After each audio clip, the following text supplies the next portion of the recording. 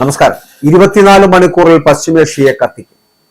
Iran അമേരിക്കയുടെ കപ്പലുകളെ അഗ്നിക്കിരയാക്കി. ഹോർമൂസിലൂടെ വാണിജ്യ കപ്പലുകൾക്ക് തടസ്സമില്ലാതെ കടന്നു പോകുമെന്ന് പറയുമ്പോഴും ഒമാൻ തീരത്ത് സുരക്ഷിത ബദൽ പാതയിൽ ഇറാൻ കടുത്ത അതൃപ്തി രേഖപ്പെടുത്തിയിരിക്കുന്നു. പശ്ചിമേഷ്യക്ക് നാളെ എന്ന് പറയപ്പെടുന്ന അതിനിർണായകമായിട്ടുള്ള ദിവസമാണ് ചൊവ്വാഴ്ച. അതായത് വരുന്ന 24 മണിക്കൂറിൽ പശ്ചിമേഷ്യയിൽ മിസൈൽ ആക്രമണം നടത്തി കത്തിച്ച് ചാമ്പലാക്കാവുന്ന തരത്തിലേക്കുള്ള പ്രവർത്തനങ്ങൾ നടന്നേക്കാം. കാരണം മിനിറ്റുകൾ കൊണ്ട് വാക്കുമാറി പറയുന്ന അമേരിക്കയാണ് മുന്നിലുള്ളത്. നട്ടല് നിവർത്തി മുന്നോട്ട് സഞ്ചരിക്കുകയും യുദ്ധം ചെയ്യാൻ കരുത്തു കാണിക്കുകയും ചെയ്യുന്ന ഇറാനാണ് മറുവശത്തുള്ളത്. അതുകൊണ്ട് തന്നെ യുദ്ധം അവസാനിക്കുന്നില്ല. കഴിഞ്ഞ ദിവസങ്ങളിലൊക്കെ നടന്നതുപോലെ ഈ കപ്പലുകളിൽ തന്നെയായിരിക്കും ചിലപ്പോൾ ഇത്തരത്തിലുള്ള അഗ്നിഗോളങ്ങൾ തീർത്തുകൊണ്ട് മിസൈൽ പരീക്ഷണങ്ങൾ ഇനിയും അമേരിക്കയും ഇറാനും നടത്താൻ പോകുന്നത്. പശ്ചിമേഷ്യ വീണ്ടും ഒരു യുദ്ധഭീതിയിലാഴ്ത്തിയ ഹോർമൂസ് കടലിടുക്കിലെ സൈനിക നീക്കങ്ങൾ താൽക്കാലികമായിട്ട് നിർത്തിവെക്കുവാൻ അമേരിക്കയും ഇറാനും ധാരണയിലെത്തിയിരുന്നു. പരസ്പരം നടത്തുന്ന ആക്രമണങ്ങൾ നിർത്തിവെക്കുവാനും നാളെ ഖത്തർ തലസ്ഥാനമായിട്ടുള്ള ദോഹയിൽ അടിയന്തര ചർച്ചകൾ പുനരാരംഭിക്കുവാനാണ് ഇരുപക്ഷവും സമ്മതിച്ചിരിക്കുന്നത്. മുൻപ് സ്വിറ്റ്സർലൻഡിൽ നടത്താൻ നിശ്ചയിച്ചിരുന്ന സാങ്കേതിക നയതന്ത്ര ചർച്ചകളാണ് കഴിഞ്ഞ ദിവസങ്ങളിൽ മേഖലയിലുണ്ടായ കടുത്ത സൈനിക സംഘർഷത്തെ തുടർന്ന് ഖത്തറിലേക്ക് മാറ്റിയതും ചർച്ചാ വിഷയം ഹോർമൂസ് പ്രതിസന്ധി മാത്രമായി ചുരുക്കിയതും. തൽക്കാലത്തേക്ക് ഇരുവിഭാഗവും പിൻവാങ്ങുകയാണ് എന്നും വാണിജ്യ കപ്പലുകൾക്ക് തടസ്സമില്ലാതെ കടന്നുപോകാമെന്നുമൊക്കെ അമേരിക്കൻ വക്താക്കളടക്കം സ്ഥിരീകരിക്കുന്നുണ്ട്. കഴിഞ്ഞ ഏപ്രിലിൽ നിലവിൽ വന്ന വെടിനിർത്തൽ കരാറും ഈ മാസം ഒപ്പുവെച്ച തന്ത്രപ്രധാനമായിട്ടുള്ള ധാരണാപത്രവും നിലനിൽക്കെ തന്നെയാണ് ഗൾഫ് മേഖലയിൽ വീണ്ടും യുദ്ധപ്രതീതി ഉയരുന്നത്. ഞായറാഴ്ച നടക്കേണ്ടിരുന്ന സാങ്കേതിക ചർച്ചകളിൽ നിന്ന് ഇറാൻ ഏകപക്ഷീയമായിട്ട് പിന്മാറിയതാണ് പുതിയ പ്രതിസന്ധിക്ക് കാരണമായി തീർന്നത്. കഴിഞ്ഞ ദിവസം നടക്കേണ്ടിയിരുന്ന സാങ്കേതിക ചർച്ചകളിൽ നിന്ന് ഇറാൻ ഏകപക്ഷീയമായിട്ട് പിന്മാറിയതാണ് പുതിയ പ്രതിസന്ധിക്ക് കാരണമായത്. ഈ മാസം ഒപ്പുവെച്ച ധാരണാപത്രത്തിലെ വ്യവസ്ഥകൾ അമേരിക്ക പാലിച്ചില്ലെന്നും തങ്ങളുടെ മരവിപ്പിച്ച സാമ്പത്തിക ഫണ്ടുകൾ ലഭ്യമാക്കുന്നതിൽ ഉറപ്പ് ലഭിക്കാത്തതിനാലാണ് പിന്മാറ്റമെന്നും ഇറാന്റെ പരമോന്നത നേതാവിന്റെ ഓഫീസ് വ്യക്തമാക്കുകയും ചെയ്തു. സമാധാന ചർച്ചകൾ പുരോഗമിക്കുമ്പോഴും സാമ്പത്തിക ഉപരോധങ്ങളിൽ ഇളവ് നേടുക എന്ന ഇറാന്റെ തന്ത്രമാണ് ഇപ്പോൾ ഇതിലൂടെ വ്യക്തമാകുന്നത്. ആഗോളതലത്തിൽ വിതരണം ചെയ്യുന്ന എണ്ണയുടെയും ദ്രവീകൃത പ്രകൃതിവാതകത്തിന്റെയും 1/5 കടന്നു പോകുന്ന ഹോർമൂസ് കടലിടുക്കിന്മേൽ പൂർണ്ണമായിട്ടുള്ള മേധാവിത്വം സ്ഥാപിക്കുവാനാണ് ഇറാൻ ശ്രമിച്ചുകൊണ്ടിരിക്കുന്നത്. മുൻപ് നിലവിലില്ലാതിരുന്ന ഈ തരം നിയന്ത്രണങ്ങളിലൂടെ ആഗോള ഊർജ്ജ വിപണിയെയും പടിഞ്ഞാറൻ രാജ്യങ്ങളെയും ഒരുപോലെ സമ്മർദ്ദത്തിലാക്കാൻ ടെഹ്റാന് സാധിക്കുന്നുണ്ട്. അന്താരാഷ്ട്ര സമുദ്ര നിയമപ്രകാരം ഒമാനും ഇറാനും ചേർന്നാണ് ഈ ജലാതിർത്തി പങ്കിടുന്നത് എങ്കിലും കപ്പലുകളുടെ സുഗമമായിട്ടുള്ള യാത്ര തടയുവാനോ അല്ലെങ്കിൽ നികുതി ഈടാക്കുവാനോ ഇരു രാജ്യങ്ങൾക്കും അവകാശമില്ല എന്നുള്ളതാണ്. എന്നാൽ നിലവിലെ യുദ്ധാന്തരീക്ഷം മുതലാക്കി കപ്പൽ ഗതാഗതം തങ്ങളുടെ നിയന്ത്രണത്തിലാക്കാനാണ് ഇറാൻ നീക്കം നടത്തുന്നത്. അന്താരാഷ്ട്ര മാരിടൈം ഓർഗനൈസേഷന്റെ സഹകരണത്തോടെ ഒമാൻ കഴിഞ്ഞ ആഴ്ച പ്രഖ്യാപിച്ച പുതിയ കപ്പൽ ചാലാണ് ഇറാന്റെ കടുത്ത പ്രകോപനത്തിന് വഴിവെച്ചിരിക്കുന്നത്. ഇറാന്റെ തീരത്ത് നിന്ന് മാറി ഒമാന്റെ അതിർത്തിയോട് ചേർന്നുള്ള ഈ പുതിയ പാത ഹോർമൂസിലെ ഇറാന്റെ ആധിപത്യത്തെയും സാമ്പത്തിക താല്പര്യങ്ങളെയും നേരിട്ട് ബാധിക്കുന്നതാണ്. ഇതോടെ കപ്പലുകൾ തങ്ങളുടെ തീരത്തുകൂടിയുള്ള പ്രത്യേക കോറിഡോറിലൂടെ മാത്രമേ കടന്നു പോകാവൂ എന്ന് ഇറാൻ കടുത്ത നിർബന്ധം പിടിക്കുകയും ചെയ്യുന്നു. എന്നാൽ ഇറാന്റെ ഭീഷണികളെ അവഗണിച്ച് കഴിഞ്ഞ ദിവസങ്ങളിൽ ഡസൻ കണക്കിന് കപ്പലുകൾ ഒമാൻ തീരത്തെ സുരക്ഷിത പാതയിലൂടെയാണ് യാത്ര ചെയ്തത്. കപ്പലുകൾക്ക് നേരെ ഇറാൻ തുടർച്ചയായി നടത്തുന്ന ആക്രമണങ്ങൾക്ക് മറുപടിയായിട്ട് അമേരിക്കൻ സെൻട്രൽ കമാൻഡ് ഇറാന്റെ 10 സൈനിക കേന്ദ്രങ്ങൾക്ക് നേരെ കടുത്ത വ്യോമാക്രമണം നടത്തുന്ന സാഹചര്യത്തിലേക്ക് എത്തി. കുവൈറ്റിലെയും ബഹ്റൈനിലെയും അമേരിക്കൻ സൈനിക താവളങ്ങൾക്ക് നേരെ ഇറാൻ മിസൈൽ വർഷം നടത്തി. അമേരിക്കൻ താവളങ്ങൾ വരും ദിവസങ്ങളിൽ നരകതുല്യമാകുമെന്ന IRGCയുടെ പരസ്യ മുന്നറിയിപ്പ് ഗൾഫ് മേഖലയുടെ ഭീതിയുടെ നിഴലിലാഴ്ത്തി മാറ്റി. തങ്ങളുടെ US താവളങ്ങൾക്ക് അവർക്ക് നേരെയുണ്ടായ ആക്രമണത്തെ കുവൈറ്റും ബഹ്റൈനും കടുത്ത ഭാഷയിൽ അപലപിക്കുകയും ചെയ്തിരിക്കുന്നു. ഹോർമൂസ് കടലിടുക്കിന്റെ കാര്യത്തിൽ ഇറാന് മറികടന്നുള്ള ഒരു സുരക്ഷാ ക്രമീകരണവും അനുവദിക്കില്ല എന്ന് ഇറാൻ വിദേശകാര്യമന്ത്രിയായിട്ടുള്ള അബ്ബാസ് അരാഗാച്ചി വ്യക്തമാക്കുകയും ചെയ്തു. പുതിയ പാതകളോ സംവിധാനങ്ങളോ അത്തരത്തിൽ കൊണ്ടുവരുവാൻ ശ്രമിച്ചാൽ അത് കാര്യങ്ങൾ കൂടുതൽ സങ്കീർണമാക്കുമെന്നും കടലെടുക്ക് തുറക്കുന്നത് വൈകാൻ അത് മാത്രമേ ഉപകരിക്കൂവെന്നുമാണ് ഇറാന്റെ നിലപാട്. അപ്പോൾ ഇറാന്റെ പരമോന്നത നേതാവിന്റെ ഉപദേശകൻ മുഹമ്മദ് മഖ്ബൂർ സോഷ്യൽ മീഡിയ പ്ലാറ്റ്ഫോമായിട്ടുള്ള എക്സിൽ കുറിച്ചതും ഇറാന്റെ ഈ കടുത്ത നിലപാടിനെ അടിവരയിടുന്നതാണ്. ഹോർമൂസിൽ ഇറാൻ നിയന്ത്രണം തുടരുന്നിടത്തോളം കാലം അമേരിക്കയുടെ പശ്ചിമേഷ്യൻ അധിനിവേശ മോഹങ്ങൾ നടപ്പിലാകില്ല എന്നുള്ള കാര്യം അദ്ദേഹത്തിന്റെ പ്രസ്താവനകളിലൂടെ മനസ്സിലാക്കാൻ കഴിയും. അപ്പോൾ ഇവിടെ നയതന്ത്ര രംഗത്തെ കടുത്ത വിലപേശലുകൾക്കായിട്ട് സൈനിക സമ്മർദ്ദത്തെ ആയുധമാക്കുന്ന രീതിയാണ് ഇറാൻ കാലങ്ങളായിട്ട് പിന്തുടരുന്നത്. ലണ്ടൻ ആസ്ഥാനമായുള്ള റോയൽ യുണൈറ്റഡ് സർവീസസ് ഇൻസ്റ്റിറ്റ്യൂട്ടിലെ രാഷ്ട്രീയ നിരീക്ഷകരുടെ വിലയിരുത്തൽ അനുസരിച്ച് ചർച്ചകൾ നീട്ടിപ്പൊങ്ങുന്നതിനൊപ്പം കടലിടുക്കിൽ കൃത്യമായിട്ടുള്ള ഇടവേളകളിൽ നിയന്ത്രിത സമ്മർദ്ദം ചെലുത്തുന്നത് ഇറാന് ചർച്ചകളിൽ മുൻതൂക്കം നൽകുമെന്നതാണ്.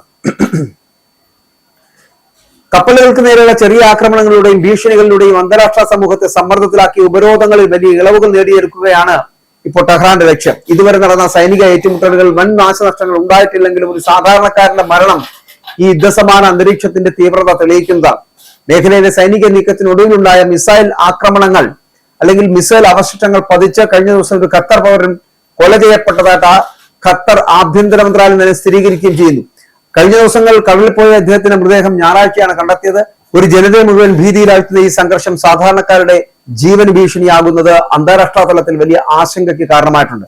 ദോഹയിൽ നാളെ നടക്കാനിരിക്കുന്ന ചർച്ചകൾ പശ്ചിമേഷ്യയുടെ സമാധാനത്തിന് നിർണായകമാണ് എന്നുള്ള കാര്യത്തിൽ തർക്കമില്ല. ഹോർമൂസ് കടലിടുക്കിന്റെ ഭാവി ഭരണം ഒമാനും മറ്റ് ഗൾഫ് രാജ്യങ്ങളുമായി ചർച്ച ചെയ്ത് അന്താരാഷ്ട്ര നിയമങ്ങൾക്ക് വിധേയമായിട്ട് തീരുമാനിക്കാമെന്ന് ധാരണാപത്രത്തിൽ പറയുന്നുണ്ടെങ്കിലും പ്രായോഗിക തലത്തിൽ ഇറാൻ അത് എത്രത്തോളം അനുവദിക്കുമെന്നത് കണ്ടറിയണം. ചർച്ചകൾ പരാജയപ്പെട്ടാൽ IRGC കപ്പലുകൾക്ക് മേൽ കൂടുതൽ കടുത്ത നിയന്ത്രണങ്ങൾ ഏർപ്പെടുത്തുമെന്ന് ഇത് വിപണിയെ പൂർണ്ണമായിട്ട് നിശ്ചലമാക്കുമെന്നും മുന്നറിയിപ്പ് നൽകുകയാണ്. ഏറ്റവും ഒടുവിൽ ലഭിക്കുന്ന വിവരങ്ങൾ അനുസരിച്ചിട്ട് ദോഹ ചർച്ചകൾക്കായിട്ട് ഇരു രാജ്യങ്ങളുടെ ഉന്നതതല പ്രതിനിധികൾ ഖത്തറിലേക്ക് തിരിച്ചു കഴിഞ്ഞിരിക്കുന്നു.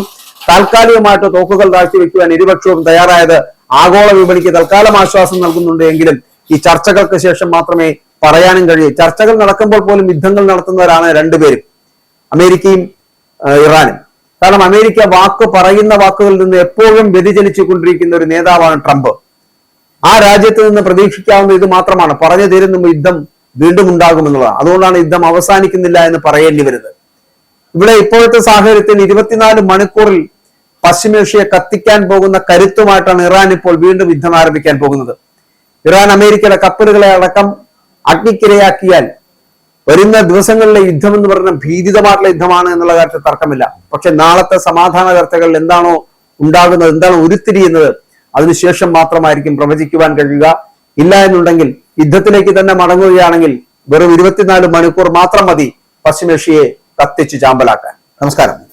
ഇറാന്റെ റഡാർ സൈറ്റുകളിൽ തീയിട്ട് അമേരിക്ക, പേർഷ്യൻ കടലിൽ കപ്പലുകളിൽ ബോംബിട്ട് ഇറാൻ. ഹോർമൂസ് കടലിടുക്കിൽ സൈനിക നടപടിയുമായിട്ട് അമേരിക്ക വീണ്ടും യുദ്ധത്തിന് തിരികൊളുത്തി.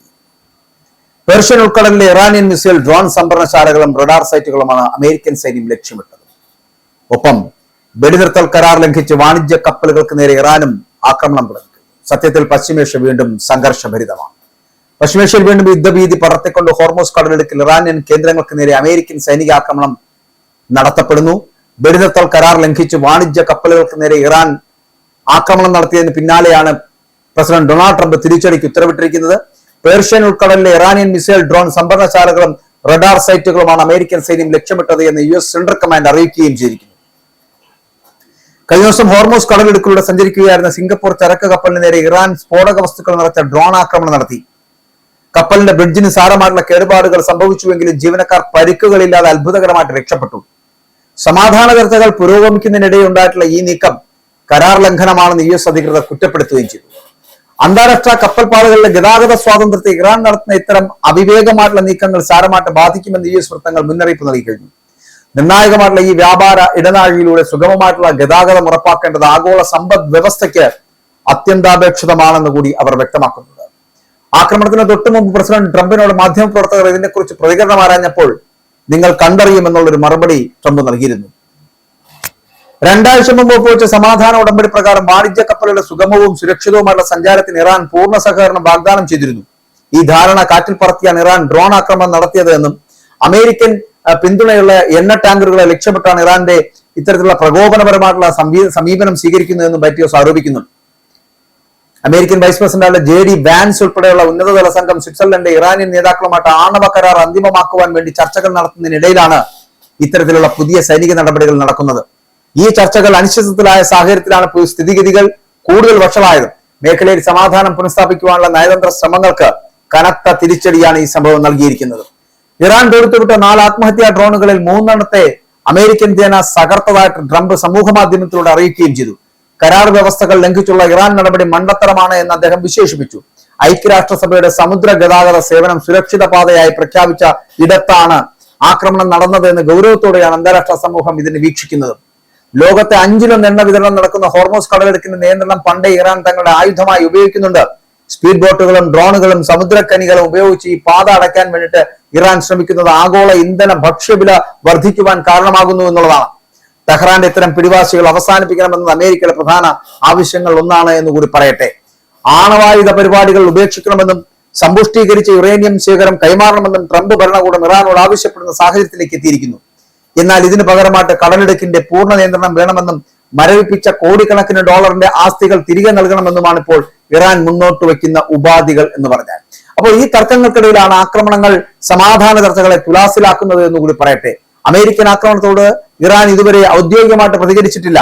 നയതന്ത്ര തലത്തിൽ JD വാൻസും പ്രത്യേക ദൂതന്മാരായിട്ടുള്ള സ്റ്റീവ് വിറ്റ്കോഫും ജാരഡ് കുഷ്ണറും ഇറാനുമായിട്ട് ചർച്ചകൾ തുടങ്ങിയിരുന്നുവെങ്കിലും ഈ പുതിയ സാഹചര്യം, സ്ഥിതിഗതികൾ എന്നിവയൊക്കെ വളരെ കൂടുതൽ സങ്കീർണമാക്കിയിരിക്കുകയാണ് ഇപ്പോൾ എന്ന് വേണമെങ്കിൽ പറയാം. മേഖലയിൽ എപ്പോൾ വേണമെങ്കിലും പൊട്ടിപ്പുറപ്പെടാവുന്ന തരത്തിലുള്ള സംഘർഷ അന്തരീക്ഷം ഇപ്പോൾ നിലവിലുണ്ട്. ആഗോള വിപണിയിലെ എണ്ണവിലയിൽ ഈ സംഭവം വലിയ പ്രതിഫലനം ഉണ്ടാക്കുമെന്നാണ് വിലയിരുത്തൽ. പശ്ചിമേഷ്യയിലെ സമാധാനം സംബന്ധിച്ച അനിശ്ചിതത്വം നിക്ഷേപകർക്കിടയിലും ആശങ്കയുണ്ടാക്കിയിട്ടുണ്ട്. നയതന്ത്രം കൈവിടാതെ സംഘർഷം ലഘൂകരിക്കുവാനുള്ള ശ്രമങ്ങൾ തുടരുമോ അതോ മേഖല കൂടുതൽ യുദ്ധങ്ങളിലേക്ക് നീങ്ങുമോ എന്ന് ലോകം ആകാംക്ഷയോടുകൂടിയാണ് കാത്തിരിക്കുന്നത്. ഒരുവിധം എണ്ണവില എന്ന് കുറഞ്ഞു വരുന്ന സാഹചര്യത്തിൽ വീണ്ടും യുദ്ധത്തിന്റെ അലയലികൾ ഉണ്ടാകുമ്പോൾ എണ്ണവില വീണ്ടും റോക്കറ്റ് പോലെ കുതിക്കുമെന്നുള്ള കാര്യത്തിൽ സംശയം വേണ്ട. ഇറാന്റെ റഡാർ സൈറ്റുകളിലാണ് അമേരിക്കൻ സൈന്യം തീയിട്ടിരുന്നത്. പേർഷ്യൻ കടലിൽ കപ്പലുകളിൽ ബോംബിട്ട് ഇറാൻ നടത്തുന്ന തിരിച്ചടിയും ഇനി വരാനിരിക്കുന്ന വലിയ യുദ്ധത്തിന്റെ ഒരു ട്രെയിലർ മാത്രമാണ്.